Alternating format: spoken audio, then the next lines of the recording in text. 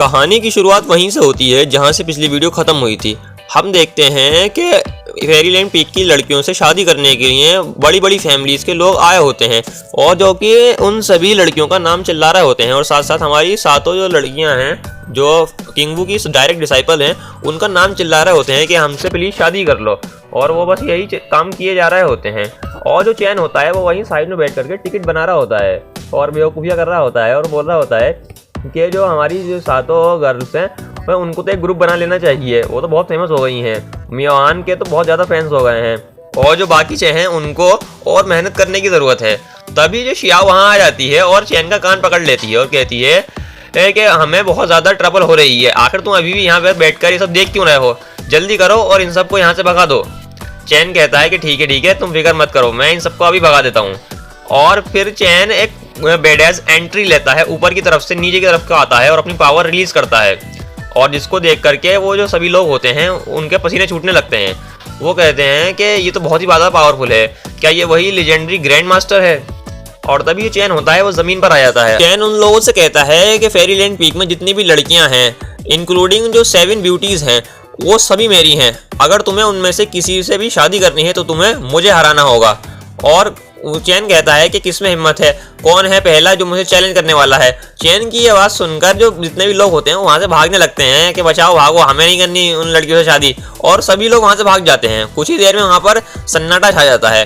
चैन कहता है कि ऐसे लोगों से डील करने के लिए तुम्हें भी ऐसा ही उनके ऐसा बनना पड़ेगा।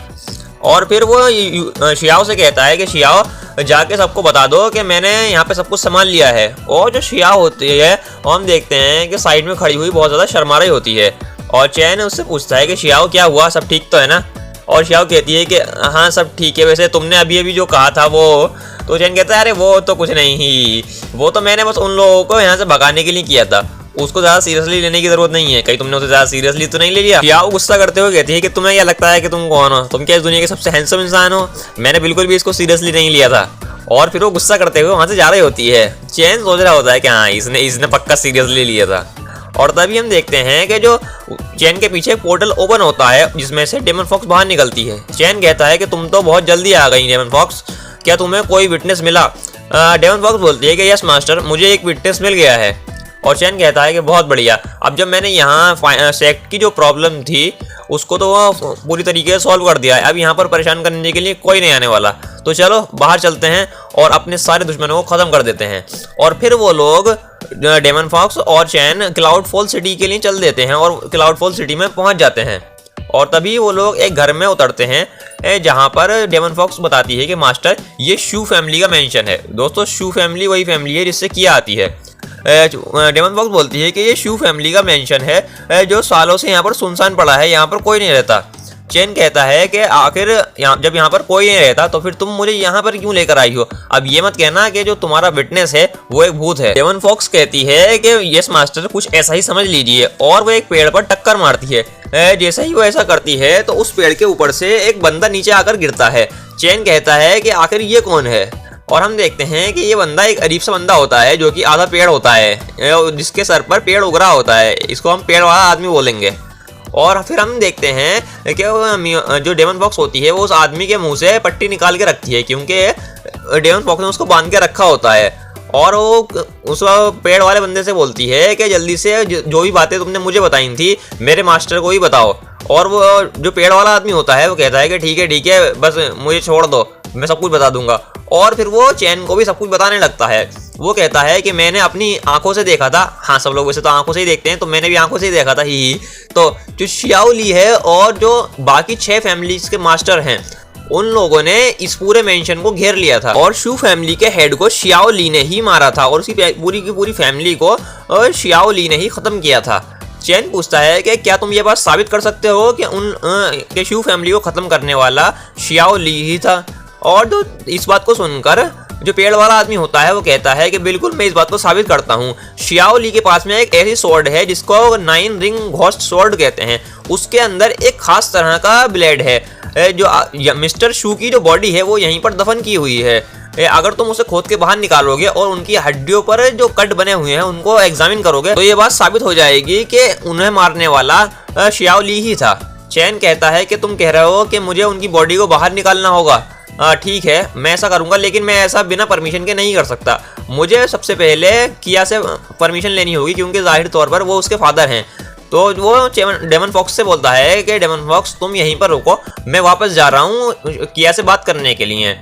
शियाओ ली और जो शियाओ ली है और उसकी गैंग को अब तक पता चल गया होगा कि मैं यहाँ आया हूँ। और जो डेमन फॉक्स होती है वो कहती है कि ठीक है मास्टर, मैं यहीं पर रहकर सब कुछ ध्यान रखूँगी। और जो चैन है वो फिर वहाँ से जाने लगता है। तभी हमें क्लाउडफॉल सिटी में ही एक मेंशन का सीन दिखाया जाता है, जहाँ पर कोई खड़े होकर कह रहा होता है कि अब हम लोग एक बड़ी प्रॉब्लम में फंसने वाले हैं। हम देखते हैं कि ये बंदा कोई और नहीं बल्कि शियाओ ली होता है, इस सिटी का लॉर्ड। और वो चैन को जाते हुए देख रहा होता है और बोल रहा होता है कि इमॉर्टल चांस होली लैंड के ग्रैंड मास्टर को हम पर शक हो गया है। और तभी हम देखते हैं कि वहाँ पर बहुत सारे लोग बैठे हुए होते हैं जो कि उन 6 फैमिली के हेड होते हैं। उनमें से जो सोंग फैमिली का जो हेड होता है, यानी कि जो लुओ और यूशियान का जो बाप होता है, वो बोलता है कि हमने तो उसको एक पीसफुल सॉल्यूशन दिया था, लेकिन उसने दूसरे रास्ते को चुना। वो हमारे लिए परेशानियां खड़ी कर रहा है। आखिर ऐसा करने की उसकी हिम्मत कैसे हुई? हमारी सिटी में आकर हमारे लिए परेशानियां खड़ी करना इतना भी आसान नहीं है। अब वो यहाँ से जिंदा नहीं जा सकता। और जो सोंग फैमिली का हेड होता है वो आगे बोलता है कि पता नहीं कि उन लोगों ने मेरे जो सबसे बड़े बेटा है यूशियान, उसको कितना ज़्यादा टॉर्चर किया होगा। और जो मेरा दूसरा बेटा है लुओ, वो कहाँ है अभी तो पता नहीं चला है। पता नहीं उसके साथ उन लोगों ने क्या किया। मैं इस तरह की ह्यूमिलिएशन को टॉलरेट नहीं कर सकता। और तभी हम देखते हैं कि वहाँ पर एक बंदा एंटर करता है। उन लोगों के कमरे में एक बंदा एंटर करता है जो बोलता है कि जेंटलमैन, हम जो चैन है उसको हेड टू हेड नहीं आ सकते, हमें उससे सीधा लड़ने की ज़रूरत नहीं है। अगर हमने ऐसा किया तो उसको हराना इम्पॉसिबल है। और जो लोग होते हैं वहाँ बैठे हुए वो पूछते हैं कि आखिर अब तुम कौन हो? और हम देखते हैं कि ये बंदा कोई और नहीं बल्कि इमॉर्टल चांस होली लैंड का एल्डर डिंग होता है। और वो बोलता है कि मैं वो इंसान हूँ जो तुम लोगों की मदद कर सकता है चेन को ख़त्म करने के लिए। और वो एक ईविल स्माइल दे रहा होता है। तो दोस्तों यही थी आज की वीडियो पसंद आई है तो वीडियो को लाइक कर देना, चैनल को सब्सक्राइब कर देना। Thank you.